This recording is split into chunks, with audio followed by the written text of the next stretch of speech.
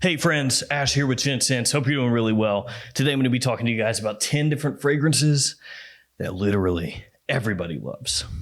Everybody on the entire planet and in the universe. Okay, maybe that's a slight exaggeration, just a little bit, but these fragrances in general are fantastic at pulling you positive attention. We've got some here that are more for fall and winter, some more for spring and summer, and some that are just great year round. So let's jump into it and let's go over some absolutely killer fragrances.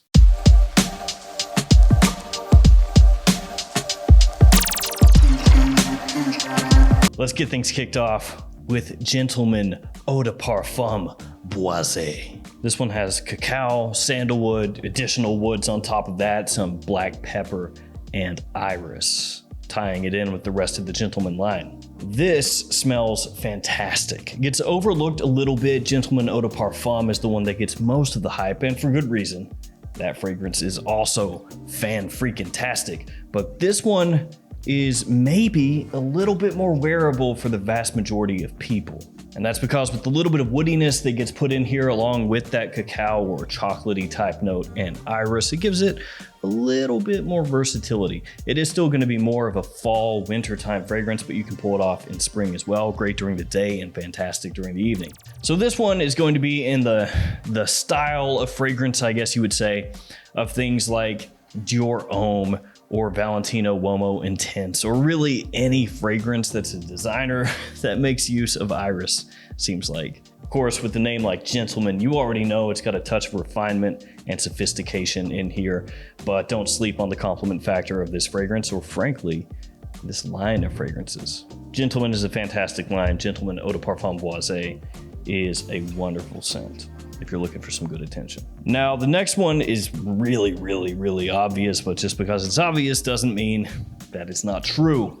YSL Y Eau de Parfum. This one's got apple, ginger, sage, amberwood, and tonka, some of the notes in the fragrance. Y Eau de Parfum is Yves Saint Laurent's really heavy hitter as far as the blue fragrance wars go. So this one is going to be put up there against Dior Sauvage and Bleu de Chanel and Versace Dylan Blue and stuff like that. It does ever so slightly do things differently though than those fragrances, because those have a focus on citrus off the top, whereas this one goes with apple. So it gives it a slight different feel when you first spray it on. And as it hits the dry down, it's mainly modern amber woods with some warm, sweet tonka kind of rounding everything off. It is one of the best compliment pulling fragrances on the market today, period. And this is the type of scent that you wear year round.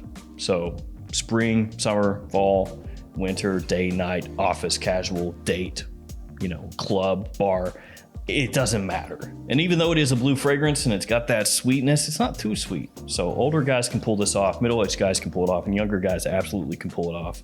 It is one of the most usable, most versatile scents that you can buy.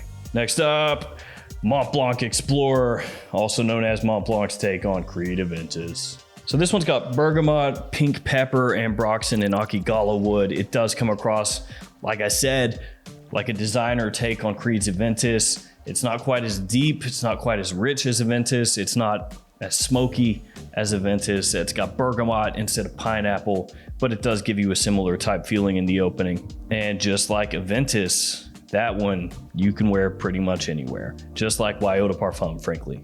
Big compliment puller. A lot of people actually prefer that to Creed's Aventus, and considering what you can pick that up for at discounters, yeah, that's a big win. Creed Aventus, even at discounters, you're looking at, what, 300 probably, maybe a little bit more. Explorer, about 10% that. And Explorer is a fragrance that really does grow on you over time. The more you wear it, the more you grow to appreciate it. Sure, it's a little bit more simple than Creed's Aventus, but sometimes I would actually prefer to wear that over Aventus. Now, on this next one, I'm gonna have to take the L. I'm gonna take the L, here it comes. I'm gonna hold the L. Yeah. And that's because when this came out, I dunked all over it. I hated it. Just crapped all over it. Now, I could make excuses for myself, but I've done that already in the past, so I'm just gonna let it slide. It's Dior Homme 2020.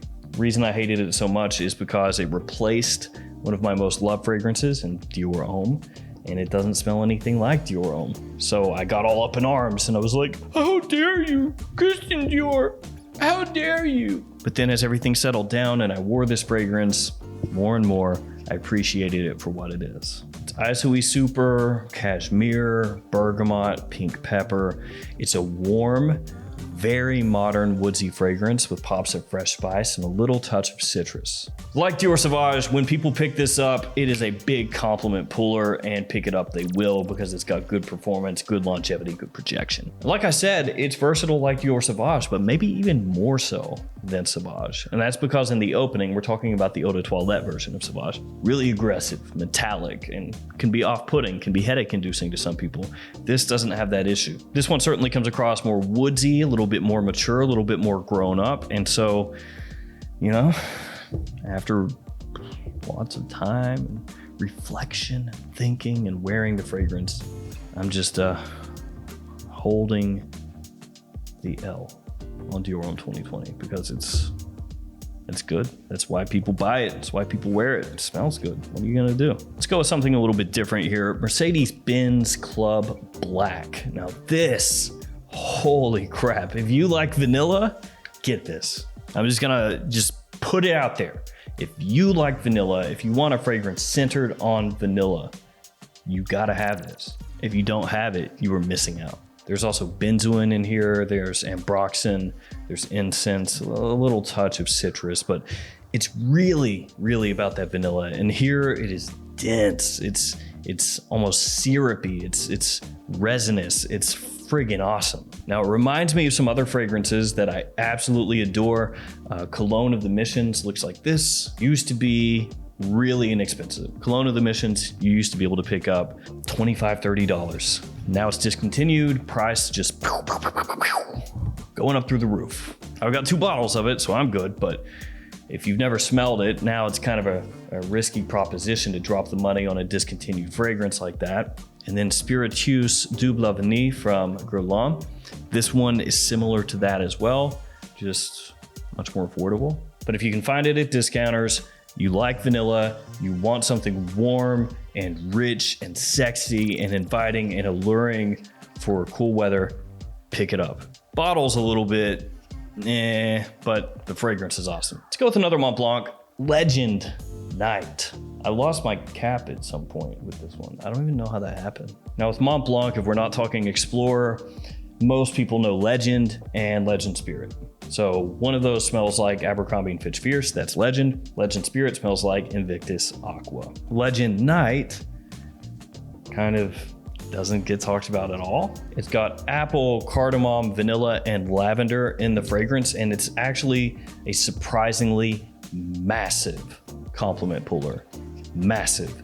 The issue that holds this back is the performance. The performance is not very good. Now it's kind of a strange scent. It smells a bit like Halloween Man Shot, which is also quite inexpensive, though I would say between the two, if you're just putting them up against each other in terms of quality, this one is a bit higher in terms of how it smells. It's a little bit like you have pieces of Versace Eros in there, you know, bits of Code Profumo from Armani. It's just kind of a little mixture of a few different very popular scents. Like I said, it comes across amazingly. It's just the performance lets it down. It just doesn't last. Spray it on 3-4 hours later, gone. Now, of course, you could spray it on heavier, spray it on your clothes, just go like an absolute madman with no self-control whatsoever, blast yourself with 35 hits of it. I mean, maybe that's a little bit overkill, but you know, you could do that. It's kind of a bummer because it's a really nice smelling scent. Next up, let's go with Ralph Lauren. Polo Red Extreme.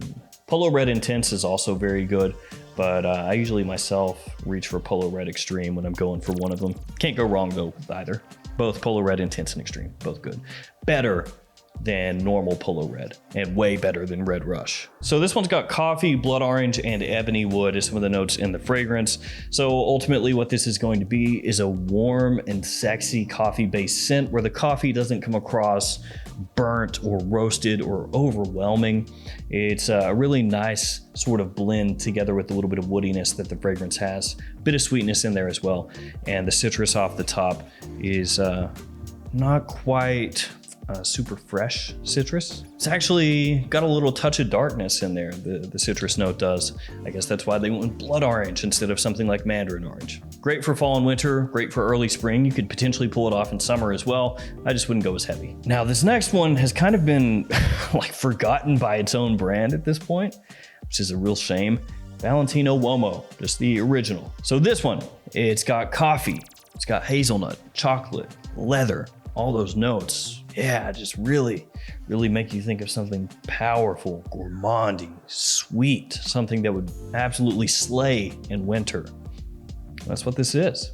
Now it does have a similarity to Dior Homme, and when I say Dior Homme, I don't mean this Dior Homme, not Dior Homme 2020, but the Dior Homme that preceded Dior Homme 2020. So it's got a bit of that feel. Now it's not the exact same, spray them on side by side and you'll see the differences, but the hazelnut in here is what really sets Valentino Uomo apart. You know, kind of has it do its own thing from that Dior Homme. And it is just a wonderful scent. It's one that you can wear formally, you can wear it casually as well. It's a great lounging scent. Honestly, in cool weather situations, I'd wear that about anywhere. I think it smells that good and it's that big of an attention grabber. Now, that being said, it is definitely different from a lot of designer scents. And so you need to keep that in mind and you need to be comfortable wearing the fragrance. Some people out there have said to me before in the past that they find Dior Homme Intense, Valentino Uomo Intense to be not masculine enough for them. Now, me personally, I think they're awesome. Now this next one, a lot of you out there are gonna be like, no, keep it away. But it's really not that bad. It's Gucci Guilty, just the original Gucci Guilty. This one's got lemon, cedar, orange blossom, and patchouli as some of the notes in the fragrance, along with a bit of lavender. It's really clean, it's very fresh, it's a bit sweet as well, and extremely modern. It is absolutely safe for basically any situation. And that's where a lot of the hate is gonna come for this fragrance. It's just really safe. And when you don't wanna take too many chances, you wanna make sure everyone thinks you smell nice, something like Gucci Guilty is gonna do wonders for you. So while Guilty will never, ever be popular with hardcore fragrance aficionados, you're talking just your average everyday person, guy or gal, yeah, they're gonna love it. Last up, Ultra Mall, Jean Paul Gaultier. Pear, cinnamon, vanilla, amber, and lavender. Some of the notes in this fragrance. Now this one is a massive compliment puller for a night out, a club type situation, a date type situation, really anything having to do with situations where you're gonna find yourself in close proximity to people you're trying to attract, frankly. And it's also great during fall and winter, and it's also a potential office fragrance, though if you wear it to the office, dial it back. Don't go really heavy because it's gonna be too sweet, too overwhelming, too cloying if you go heavy.